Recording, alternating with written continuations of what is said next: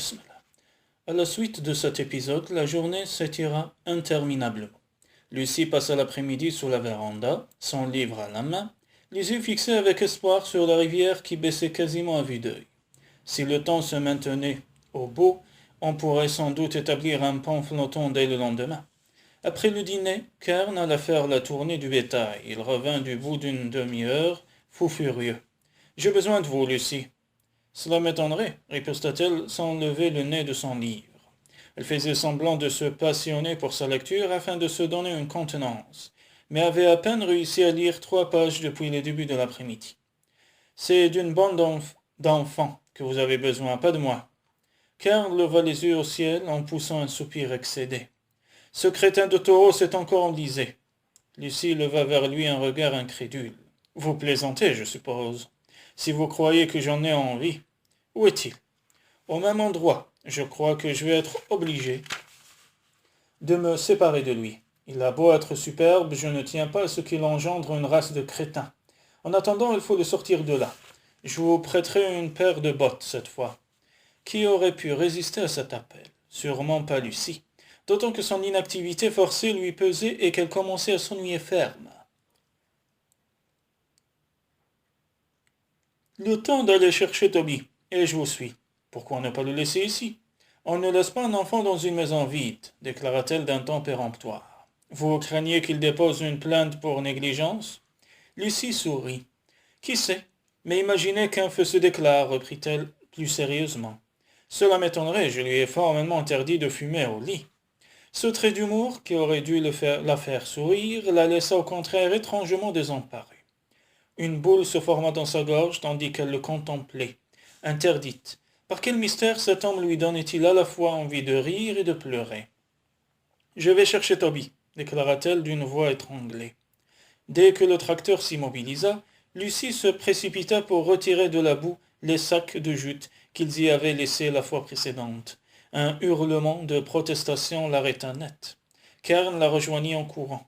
« Je vous ai demandé de venir uniquement pour tenir la tête du taureau, » s'écria-t-il hors de lui. « Il n'est pas question que vous fassiez autre chose que votre orteil blessé.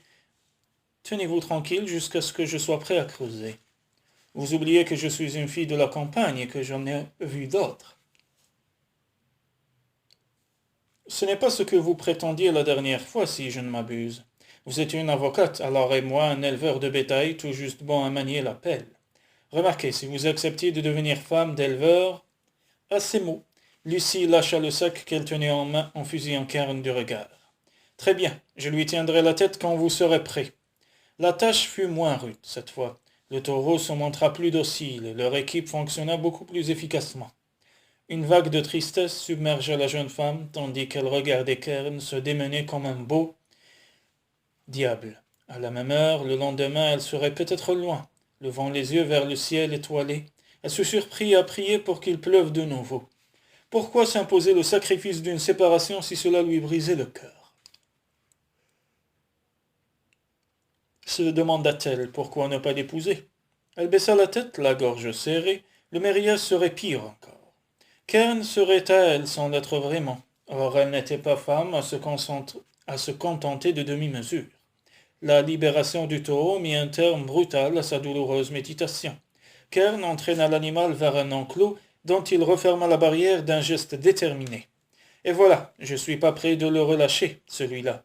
Il m'a donné trop de fil à retordre. » Lucie continuait à empiler les sacs en silence. Si elle croisait le regard de Kern, ne fût-ce qu'une seconde, elle serait capable de se jeter à son cou en lui promettant un amour éternel. Pourquoi est-il retourné au même endroit ? S'enquit-elle d'un ton neutre. Parce que ces dulcinés se trouvaient juste de l'autre côté de la rivière. Ces dulcinés ? Des vaches, si vous préférez. C'est l'époque des amours. Notre Casanova était censé les séduire. Mais il a eu la malencontreuse idée de traverser le pont au mauvais moment et se retrouver bloqué. Cet endroit est le plus proche du pâturage où se trouvent ces belles. En effet, de l'autre côté de la rivière, Lucie aperçut une vingtaine de vaches, le regard tendu vers l'enclos où était enfermé le taureau. « Je comprends ce qu'il ressent, le pauvre, » murmura Kern. Lucie lui lança un coup d'œil exaspéré. « Cela vous arrive-t-il de laisser tomber ? Si je le fais, vous promettez de m'épouser ? Non. Alors pourquoi voulez-vous que j'arrête? Je ne vous laisserai tranquille que si je suis battu. Or, il se trouve que je déteste perdre. Et moi, je déteste le mariage. Si vous cherchez une mère pour votre fils, prenez contact avec une agence matrimoniale et passez une annonce. Si vous persistez à vous obstiner dans votre refus, je serai peut-être obligé de me résoudre à cette extrémité. Tout bien pesé, Montaureau et moi avons beaucoup en commun. Il s'exprima sur un ton si pitoyable que Lucie n'y tient plus. Elle croisa les yeux suppliants de Kern et éclata de rire. Au grand soulagement de la jeune femme, Kern ne proposa pas de séance de jacuzzi lorsqu'ils rentrèrent. Il se dirigea sans un mot vers sa chambre pour se doucher. Et Lucie l'imita. À la fin du dîner, composé d'un steak et d'une salade, Kern déclara d'un air songeur. Finalement, j'ai décidé de donner une dernière chance à mon taureau. Après tout, c'est par amour qu'il a risqué sa vie. Le regard plein de reproches qu'il posa sur Lucie la troubla au-delà de toute mesure. Le diable d'homme, il savait comment s'y prendre pour saper sa résistance. Elle était néanmoins fermement résolue à tenir bon. Il y allait de sa santé mentale. Jugeant que la conversation prenait un tour dangereux, elle revint à un sujet plus sûr. Toby va probablement se réveiller cette nuit, puisqu'il a dormi presque toute la journée. Un profond soupir accueillit cette remarque. Il va falloir que je lui trouve d'autres distractions que le cours de la bourse. Sinon, d'ici à une semaine, je n'aurai plus une action dans mon portefeuille, déclara Karen. Si vous me prêtiez votre bouquin sur les poulets, indiquez-moi les passages sexy, ça devrait lui plaire.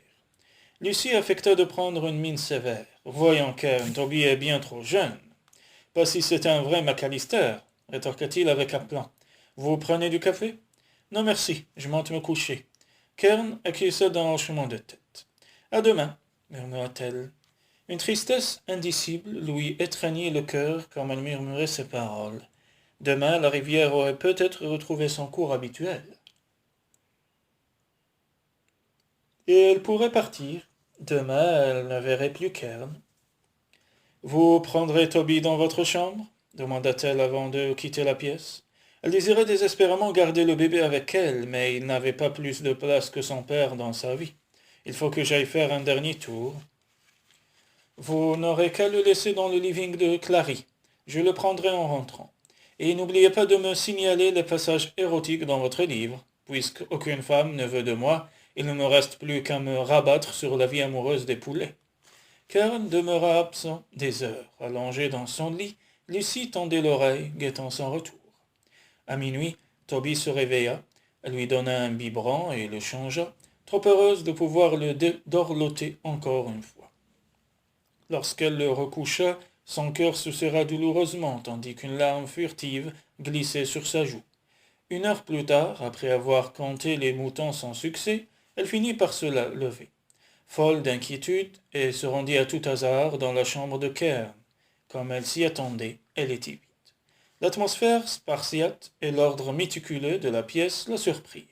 Un grand lit, deux tables de chevet, deux téléphones, un fax ainsi qu'un agenda électronique constituaient l'ensemble du mobilier. Ni photo, ni fouillis personnel. Kern était décidément un homme sans attache, songea-t-elle avec une pointe d'amertume. Il tenait trop à sa liberté pour risquer de l'aliéner. En revanche, il n'éprouvait aucun scrupule à lui demander de renoncer à la sienne pour des raisons de commodité tout à fait égoïstes. S'approchant de la fenêtre, elle posa le front contre le carreau, regardant sans le voir le scintillement de la lune sur l'océan. Où Kern était-il passé? Il avait parlé d'un tour. Que cela signifiait-il dans une propriété aussi vaste et isolée? Pourvu qu'il n'ait pas eu l'idée stupide d'essayer de traverser la rivière à la nage pour s'assurer que ses vaches se portaient bien. Pourvu que... Elle s'empêcha d'aller plus loin, mais les images torturantes prirent le relais de ses pensées.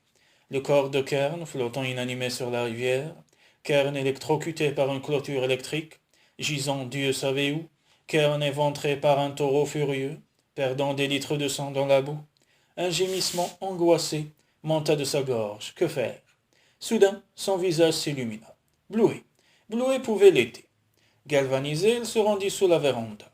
Bluet, cria-t-elle. Une silhouette noire et blanc bondit de la grange la plus proche pour se précipiter vers elle. Oh, Bluet, murmura-t-elle, les larmes aux yeux. en accueillant joyeusement les effusions du collet. Si tu savais comme je suis contente de te voir. Où est passé ton maître? Dis-moi. Comme s'il comprenait, le chien fila en direction de la grange en aboyant. Enfilant à la hâte les bottes que Kern lui avait prêtées un peu plus tôt, Lucie lui emboîta le pas le cœur battant. À la lueur de l'unique ampoule suspendue au plafond, Lucie distingua une grande cloison qui séparait la grange en deux parties. Sans accorder un regard au tracteur et aux autres faucheuses, elle fixa avec terreur deux jambes qui dépassaient de l'ouverture qui permettait de passer d'une partie à l'autre. Elles étaient inertes. Une nausée l'envahit, tandis que revenait à la mémoire le souvenir du coup de téléphone lui annonçant la mort de Mickey.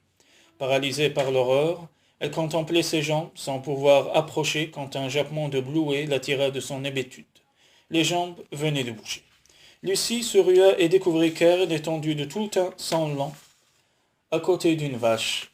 Un vélage, et il s'agissait tout bêtement d'un vélage. Son soulagement était tel qu'elle se mit à trembler de tous ses membres. À cet instant, elle comprit à quel point Kern comptait pour elle. En 2 jours, cet homme avait bouleversé son univers, envahi son cœur, pris possession de son âme et de sa vie. Devinant sa présence, il lui jeta un bref coup d'œil. « Que se passe-t-il » s'enquit-elle d'une voix mal assurée. « Ça se présente mal, mais je me débrouillerai. Retournez auprès de Toby. Ma fenêtre est ouverte, s'il pleure, nous l'entendrons. Depuis combien de temps le travail a-t-il commencé ?»« Avant le dîner, je pense. Une des pattes avant est coincée en arrière. Je n'arrive pas à la positionner correctement. » Kern s'agenouilla pour se rincer le bras dans un baquet d'eau savonneuse, puis il leva la tête vers Lucie et ouvrit des yeux ronds en découvrant son accoutrement. La chemise trop grande flottait jusqu'à mi-cuisse, et les bottes immenses montaient au-dessus de ses genoux. « Seigneur !» murmura-t-il en dévorant du regard les quelques centimètres de peau qui s'offraient à sa vue. « C'est la dernière mode à Paris, lança-t-elle avec humour. « Et je vous interdis de dire que je suis ridicule. » Au lieu de répondre, il continua à la contempler d'un air interdit. « Je peux vous aider? Pardon? Je suis assez doué pour ce genre d'exercice. Nous n'avions pas les moyens de nous offrir un vétérinaire chez nous. Et rien ne vaut l'apprentissage par la pratique. Combien de fois avez-vous déjà fait ça? » 2 ou 3. Un sourire de satisfaction éclaira le visage de la jeune femme. « Moi, une bonne vingtaine. Le veau est corpulent. »« Plutôt oui. Dans ce cas, vous avez des bras trop gros pour faire quoi que ce soit de bon. » Kern recouvra instantanément ses esprits. « Comment ça trop gros » s'exclama-t-il offusqué. « Trop musclé, si vous préférez. Les miens sont plus minces. Poussez-vous donc et laissez-moi faire. » S'agenouillant à son tour, Lucie plongea le bras dans le baquet, mais Kern ne l'entendait pas de cette oreille. « Il n'est pas question qu'une femme empiète sur votre territoire » railla-t-elle. « Vous êtes avocate, bon sang. » Peut-être l'avait-elle été, à une époque lointaine, dans une autre vie, mais pour l'instant elle se sentait à 1000 lieues des tribunaux et des plaidoiries. « En tant qu'avocate, je devrais vous faire signer une décharge me dégageant de toute responsabilité en cas d'accident. Mais j'ai oublié les papiers. Alors nous oublierons les détails juridiques pour cette fois. » Kern la contempla d'un air tellement abasourdi qu'elle pouffa. « Passons aux choses sérieuses, et décrivez-moi précisément la position du veau, déclara-t-elle quand elle lui recouvrait son calme. « Il ne présente qu'une seule patte avant, l'autre est coincée Dieu sait où. Un chapelet de jurons lui échappa soudain. Cette vache a été inséminée artificiellement par un taureau américain, et l'opération m'a coûté une petite fortune, expliqua-t-il pour justifier son mouvement d'humeur. Et le vétérinaire qui ne peut pas venir à cause de cette fichue rivière, enfin, avec un peu de chance, il pourra peut-être passer demain matin, acheva-t-il d'une voix lasse. Je doute que le veau, jusque-là, sa mère aussi par la même occasion, alors laissez-moi faire. Vous croyez que vous réussirez? Non, mais je peux toujours essayer. Sans plus tergiverser, Kern s'écarta. Lucie se rinça de nouveau soigneusement le bras, l'enduisit de lubrifiant et le plongea dans les entrailles de la vache. Les contractions rendaient l'opération aussi douloureuse pour Lucie que pour la pauvre bête, qui était au bord de l'épuisement. Il fallait agir vite. La jeune femme chercha fébrilement les pattes du veau en s'efforçant de distinguer celles de l'arrière et celles de devant. Après quelques minutes de tâtonnement, elle faillit pousser un cri de victoire en sentant la patte récalcitrante sous ses doigts. Une légère traction en avant lui permit de se déplier. Tout de suite après, le museau s'engagea entre les pattes. Accroupi à côté d'elle, Kern suivait l'intervention avec attention. À la façon dont il se tenait, le corps tendu, le regard fixe, Lucie devina qu'il l'aurait volontiers remplacé pour lui épargner cette pénible entreprise. La contraction suivante fut si forte qu'elle ne put s'empêcher d'esquisser une grimace de douleur. Aussitôt, les bras de Kern lui enlacèrent la taille, solide et rassurant. Dès que la contraction prit fin, Lucie dégagea son bras et attendit la suite, le cœur battant.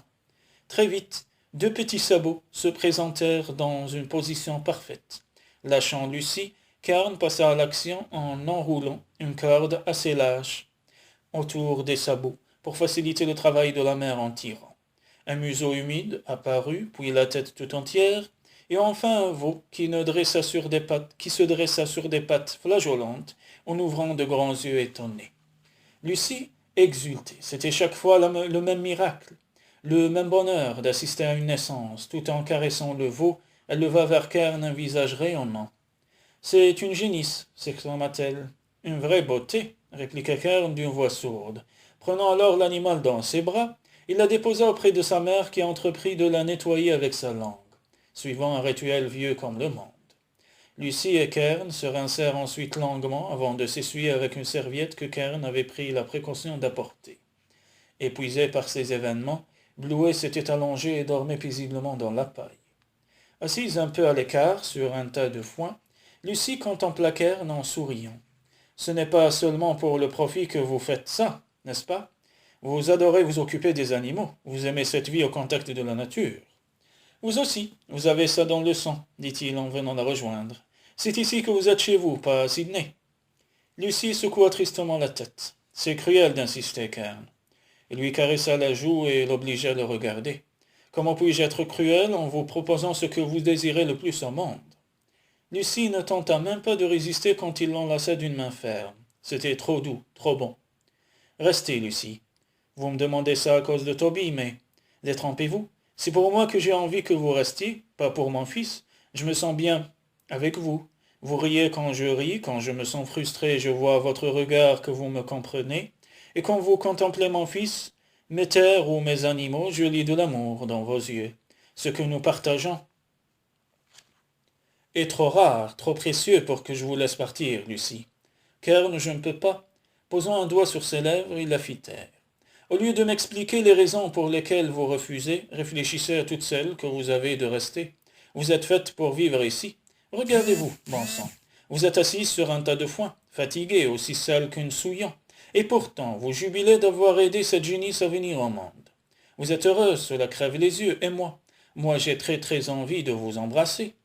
Bouleversée, Lucie le dévisagea comme si elle le découvrait pour la première fois. Cet homme fort, sincère et généreux, qui la couvait d'un regard passionné, n'avait qu'un très loin rapport avec le mania des affaires avec lequel elle avait rendez-vous 3 jours auparavant. Il semblait prêt à aimer. Vaincue, elle suivit d'un doigt léger les contours du beau visage tourné vers elle. « Avez-vous vraiment envie d'embrasser une souillon ?» Kern se mit à rire, tandis qu'il l'étreignit plus étroitement. « Comment pouvez-vous en douter ?» Une femme qui porte des bottes 10 fois trop grandes pour elle. Les yeux de Kern se posèrent sur les fautives qu'il lui ôta résolument pour les jeter de l'autre côté de la grange. Elles retombèrent avec un bruit mat sur le capot d'un tracteur. « Ces bottes m'appartiennent, à moi d'en disposer à ma guise. D'ailleurs, puisque nous y sommes, cette chemise m'appartient également. » Lucie croisa les bras sur sa poitrine en un geste de protestation dérisoire. «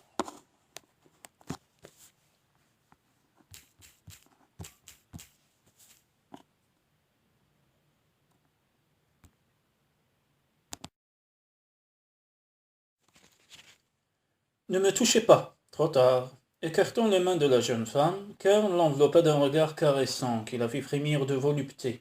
Il était si proche d'elle que l'odeur de sa peau agit sur elle comme un puissant aphrodisiaque. « Kern, je... » Il la fit basculer doucement sur le tapis moelleux et s'allongea auprès d'elle. « Cela fait des jours que je ne pense qu'à cet instant, » murmura-t-il, comme s'il voulait prolonger chaque seconde de ce précieux moment. Il défit lentement un bouton de la chemise, puis un autre et encore un autre. Un autre dialogue s'engagea alors entre eux, 1000 fois plus exaltant. La main de Kern allait et venait dans le dos de Lucie, sur sa taille, ses reins, et elle se cambra vers lui en un appel muet. « Pourquoi avoir lutté aussi longtemps ?» s'écria-t-il en la faisant rouler sous lui. « Tu en as envie autant que moi ?»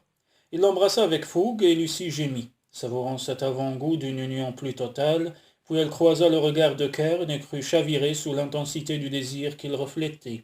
Un sanglot monta de sa gorge. Elle se sentait légère, comme en état de pesanteur, soulevée, transportée par la force de la passion qui les unissait.